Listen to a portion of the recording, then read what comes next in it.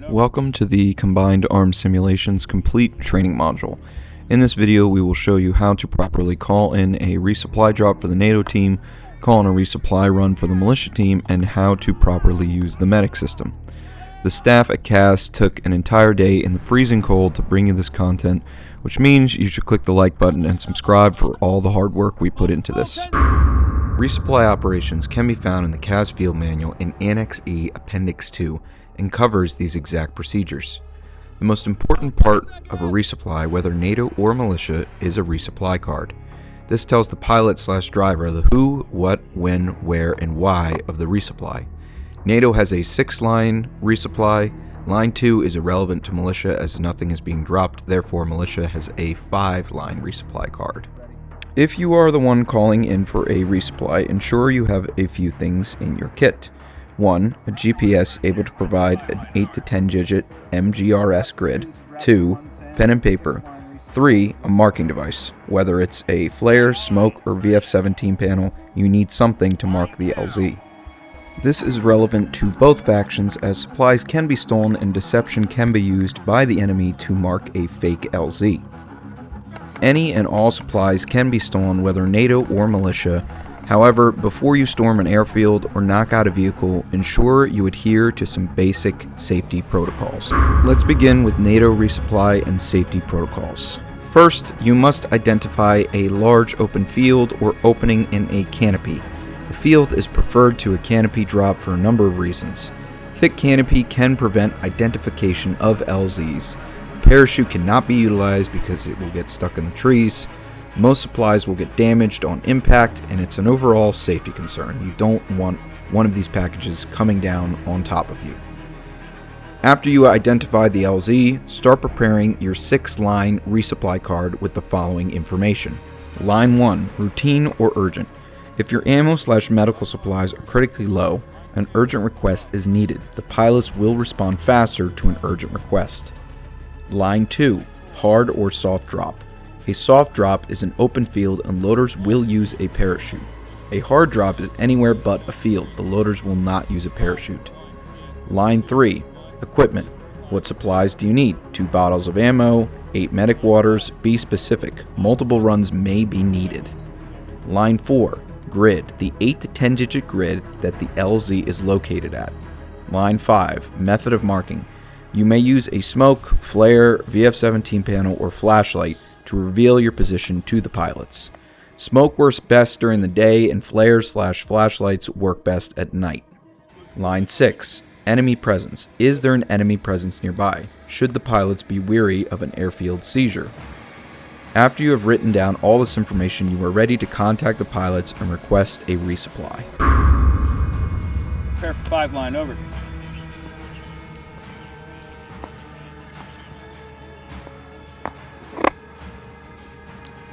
Line 1, urgent. Line 2, soft. Great. Line 3, 2 bottles of ammo. Line 4. 1, 8, Sarah, whiskey, kilo, 3, 1, break. 5, 1, 8, 2, 1, 3, 5, 2. Line 5, smoke. Line 6, no enemies, over.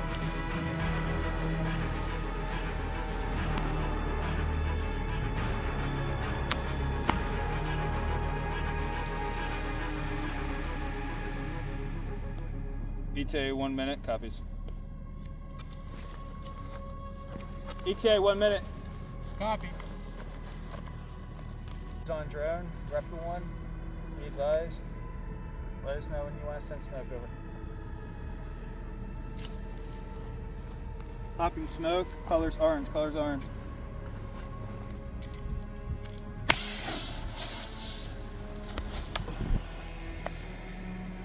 Smoke deployed, orange. Over.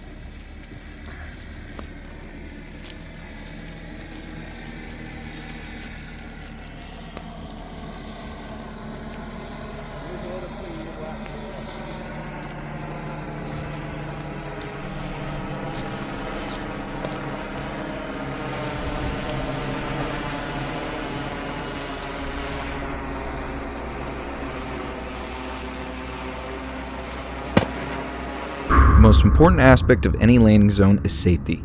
If a parachute fails to deploy, the package is coming down, and it's coming down hard. The LZ is considered active until the payload has been delivered. This means no BB wars on the LZ until the payload has been dropped.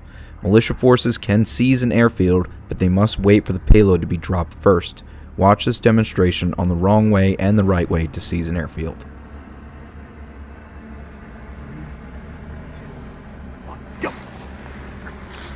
Bang, bang, bang, bang, bang, bang!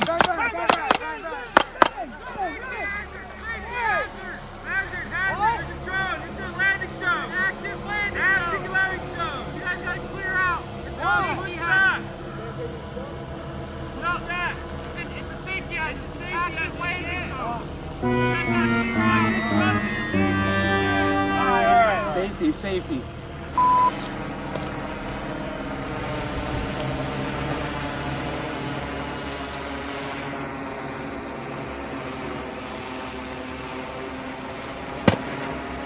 Go.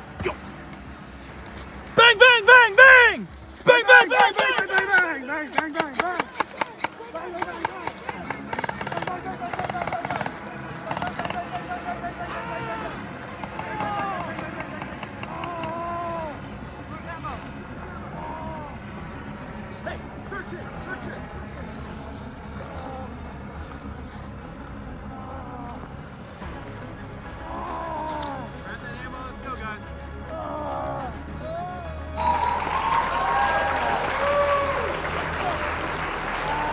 Now that you understand how to resupply on the NATO team and do it safely, let's talk about the Militia Resupply and safety.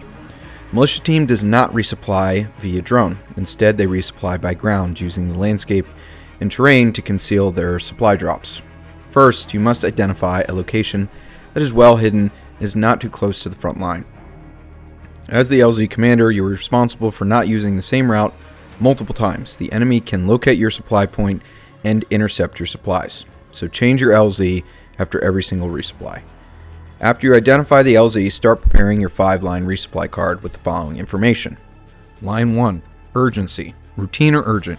If your ammo/medical supplies are critically low, an urgent request may be needed. QRF is deployed with the resupply team no matter what. An urgent request will get them moving quicker. Line 2, equipment. What supplies do you need? 2 bottles of ammo, 8 medic waters, be specific.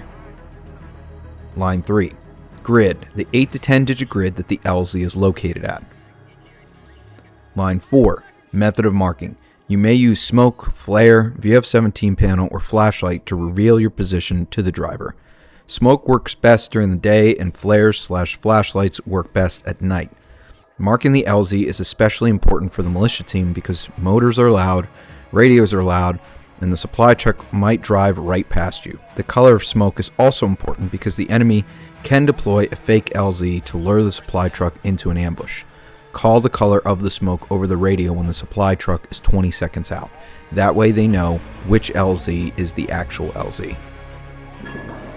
Line 5, enemy presence. Is there an enemy presence nearby? Should the driver deploy the QRF to recon an area before approaching? Hey guys, we're going to set up LZ here. Go ahead and pull security while I call in. Ferris 1, this is Alpha active, over. 1 to Alpha, roger, loud and clear. Go ahead and spin up QRF, calling in a resupply.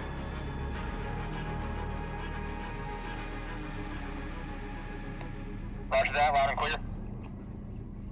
Line 1, urgent. Line 3, ammo. Line 4, going through Alpha, Bravo, Delta, break. Line 5, smoke. How copy, over? Loud and clear, Alpha. Secure up your way. ETA, 30 seconds. All right, everyone, 30 seconds. Go ahead and get a good cover. 30 seconds. 30 seconds.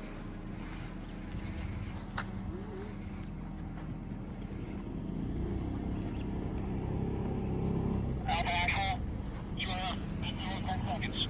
Pass smoke. What color?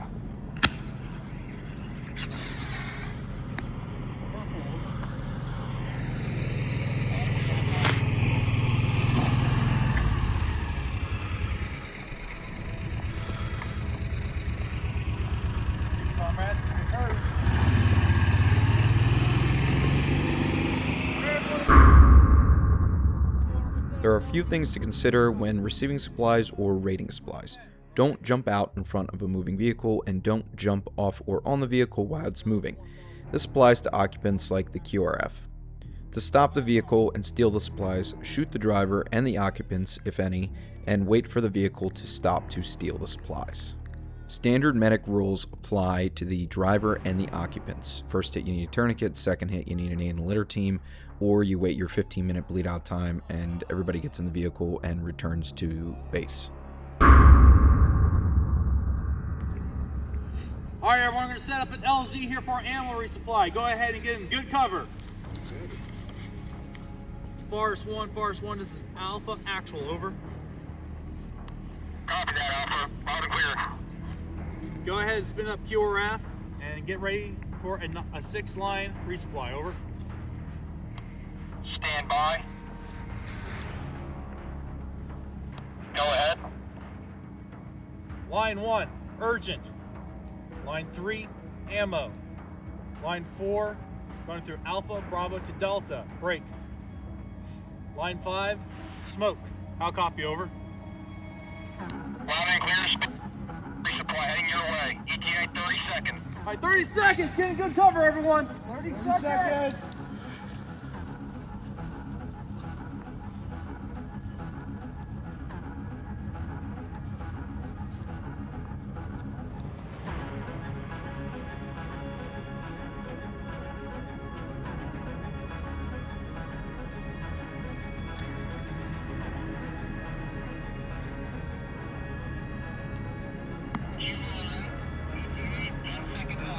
Seconds.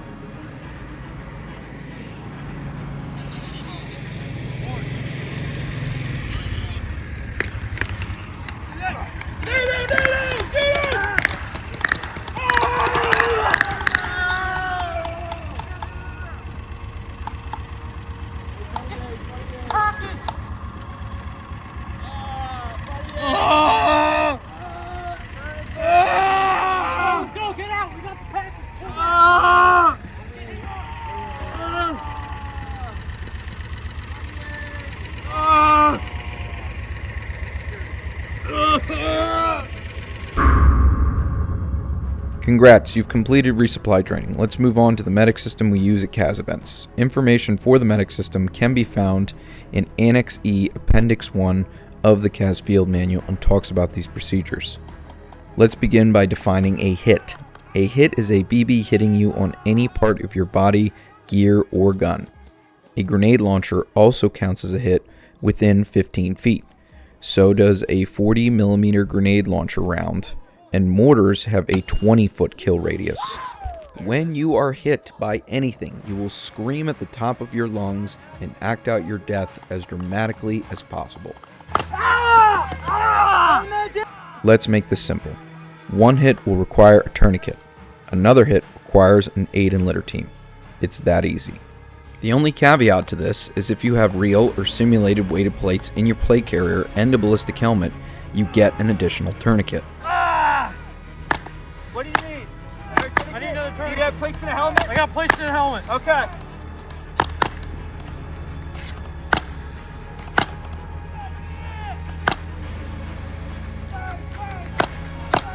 Up.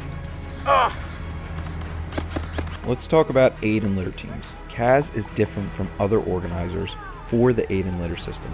This discourages players from becoming lone wolves. We want you to be part of a team, and to work as a team, you must survive as a team. There is one aid and litter team per squad with a mix of hard and soft litters. For this demonstration, we used a hard litter.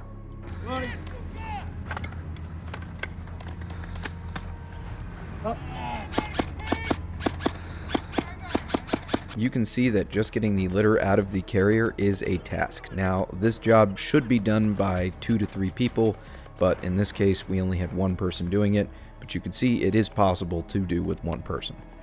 Soft litters are a little bit easier to manage because they have a dedicated pouch for them. They can be folded out and then compressed back into that pouch. However, at CAS, we wanted to make things a little bit challenging, so you have to have a combination of hard and soft litters.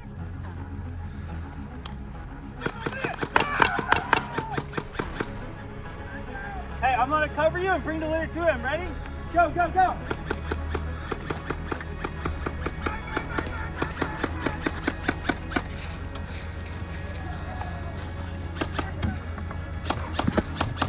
When transporting a casualty, there are two ways to do it. One is actually getting that casualty on the litter, and they must have a helmet and they must consent to it. We found in the early days of our free events at CAS that players actually wanted to get on the litter because it made the simulation feel more real. Option 2, if you're a casualty or transporting a casualty, and maybe they don't have a helmet, maybe they don't want to get on the litter because they don't trust a bunch of airsofters to carry them a few hundred feet to the casualty collection point. Simply place your two hands on the litter or on one of the aid and litter team members and walk with them back to the casualty collection point. When a player does not get on the litter to be transported, you still need two people on that litter to simulate a transport. You can't simulate a transport on a litter with just one person. Oh, let's go! No, you still need two people to actually simulate. Oh, you want me to... Hey, you got a helmet? Yeah. You want to get on the litter or no? No, I'm not getting on that litter. All right, two hands on the litter in the middle. All right, let's go. Let's go.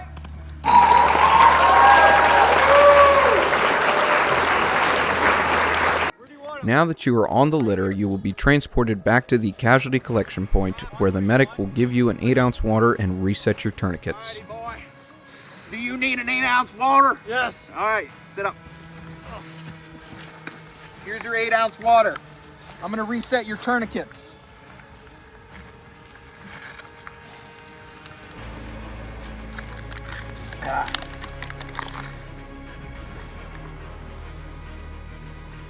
Is this where you want your tourniquets? Yep, right there. Okay.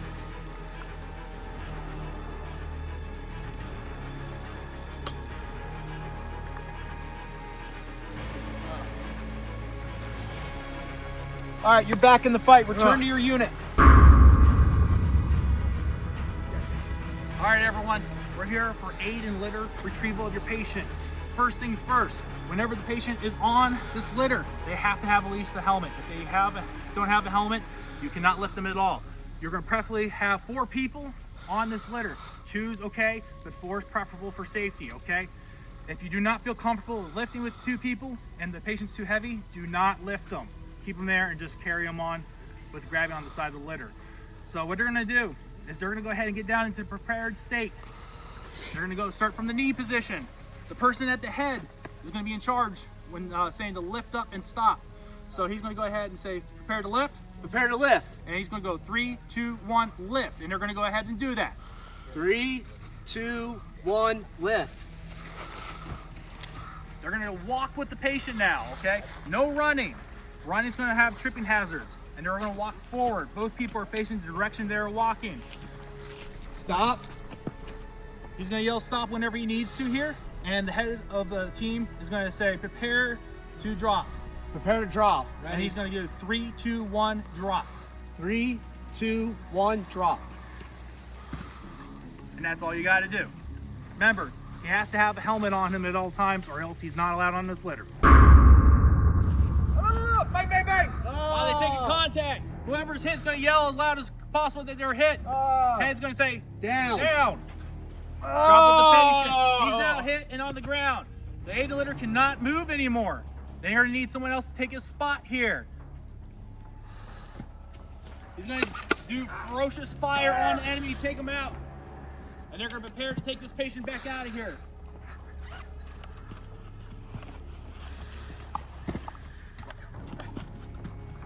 He's going to rehead say again. Ready. Lift. And you're going to walk with the patient. In the case that an aid and litter team cannot get to you and you bleed out after your 15 minutes, you are dead. You must walk back to the casualty collection point, do 10 burpees, and drink an 8-ounce medic water. Then you can return to your unit. Cover me. Cover. It's too much. It's too much. I can't get to him. Break, break, break. I need a cue out from you on my position. I come as a man down. I cannot get to him. Over. Grid coordinates. 180 whiskey kilo 31 break 5452 1181 over. 15 minutes has elapsed. Detonado! Detonado! Detonado! I'm dead. I'm dead. All right, give me 10 burpees and then drink this water bottle when you're done. 1, 2, 3, 4, 5, 6, 7, 8, 9, let's go, 10, all right, get back to your unit.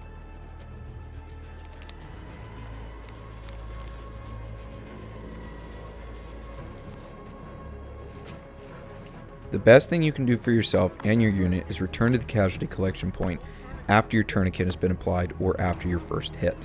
Let me explain this a little bit more. If you're out in the field and you get hit once and your buddy comes over and puts a tourniquet on you, you're alive again. This is when you need to voluntarily pull yourself off the front line and walk back to the casualty collection point even though you're alive and even though you can take one more hit. But if you take one more hit, you become a liability to your unit. An aid and litter team now has to come out, retrieve you, and bring you back to the casualty collection point, taking more men off the front line. Mass casualty events have a whole new meaning at CAS events. If a unit loses more than 40% of its fighting capacity, it is considered a mass casualty event. Aid and litter teams and casualty collection points can quickly be overwhelmed. Medic waters will be consumed at a high rate, and the commander must do several aerial resupply drops to get more medic supplies. If a mass casualty event occurs, call up the Quick Reaction Force to your location and any supporting units. A mass casualty event is disastrous for any unit and can lead to complete annihilation. Mass Cal requesting QRF immediately. Grid coordinates. 18 Sierra Whiskey Kilo 31 break 54421182 over. This concludes the CAS training module for this video. We hope you learned something, and we hope to see you out at Take Pasaso on March 28th through the 29th, 2026 in Pemberton, New Jersey. Thanks for watching. Put a lot of time and effort into this video, so like and subscribe, please. Thanks.